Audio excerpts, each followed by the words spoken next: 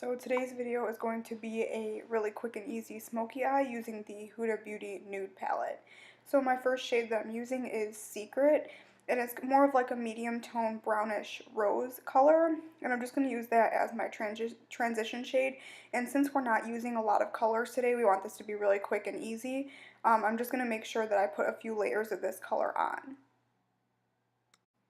I'm also making sure to really blend out the edges of this color and make it the shape that I want my eyeshadow to be.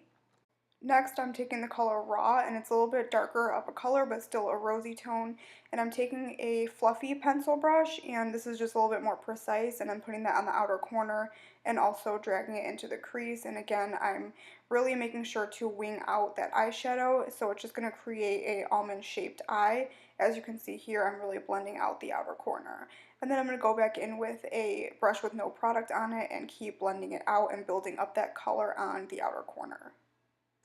Then taking the color Crave, this is a glitter, and I was really impressed with these Huda Beauty glitters because you don't really need to spray them and they're very pigmented. So I'm using that on my finger, and I'm also using a brush just to pack it on the inner corner a little bit, and then I'm just going to build up that outer corner again with that same dark shade.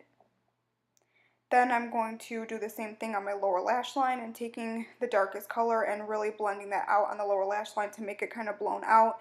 You don't want this to be too perfect. It's kind of more of a grungy look.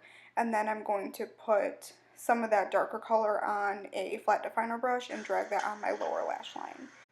Then I'm finishing off with some bottom mascara, and that is the finished look. I hope you guys enjoyed this video, and I'll see you in my next one.